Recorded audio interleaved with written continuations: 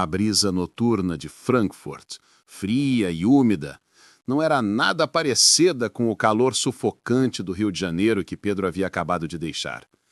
Ele se forçou a sorrir para o táxi que o levaria ao seu novo apartamento. Aquele era o grande salto.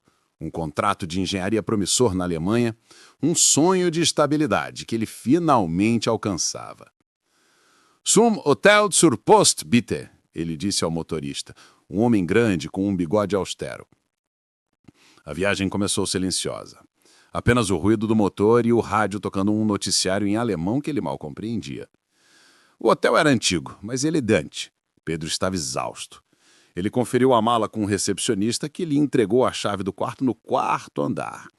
Ao subir no elevador, sentiu um súbito e inexplicável cansaço. Só o jet lag, ele murmurou, entrando no corredor escuro.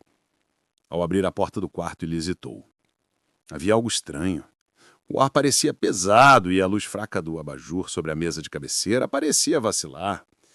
Ele colocou a mala no chão e foi até a janela, tentando se ambientar. Nesse exato momento, a porta se abriu com um clique suave, quase inaudível. Pedro se virou, o coração disparando. No vão da porta, havia duas figuras altas e escuras, vestidas de preto. Eram tão silenciosas que pareciam sombras solidificadas. "Nicht sprechen", sibilou uma das figuras em um sussurro rouco, enquanto a outra avançava rapidamente. Pedro tentou gritar, mas um pano úmido e fétido foi pressionado contra seu rosto. O cheiro era de químicos fortes, dominando instantaneamente o odor de mofo no quarto. Ele lutou, mas a força dos assaltantes era bruta e profissional. A sua visão começou a escurecer nas bordas. O último som que conseguiu distinguir foi um clique metálico de algo sendo aberto em sua bolsa, seguido de um zumbido baixo, quase um murmúrio elétrico. Tudo se tornou um negrume absoluto. O despertar foi gradual e doloroso. Pedro abriu os olhos lentamente. Estava deitado no colchão duro, à luz fraca de uma lâmpada de teto exposta. Ele estava em uma sala fria, parecendo um depósito médico improvisado. Sua cabeça latejava e havia uma dor surda e profunda no lado direito do abdômen. Ele tentou se levantar, mas seu corpo protestava. Percebeu que estava de pijama. E seu relógio, sua carteira, celular e passaporte haviam sumido. O pânico gelado começou a substituí-lo cansaço. Onde eu estou?" Ele tentou perguntar, a voz um mero sussurro seco. A porta rangeu, e um homem de jaleco branco, com óculos de aro grosso e uma expressão impassível entrou. Ele segurava uma prancheta. Ele não parecia um bandido, mas sim um profissional frio. O médico olhou para Pedro com a mesma indiferença que se olharia para uma peça defeituosa. Você acordou. Ótimo", disse um homem em português perfeito, mas com um sotaque carregado e robótico. "Não se esforce. Você sofreu uma pequena intervenção cirúrgica." Pedro sentiu o sofrer escorrer para a testa. "Cirurgia? O que aconteceu? Foi roubado." O médico suspirou, como se Pedro estivesse sendo tedioso. Ele se aproximou e pegou a prancheta branca, que continha um registro médico limpo, com um espaço em branco no topo, preenchido apenas com um número de identificação.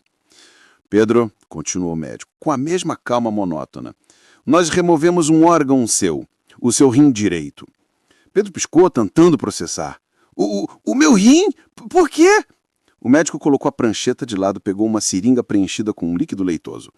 "Você estava no lugar certo, na hora certa, com a saúde perfeita.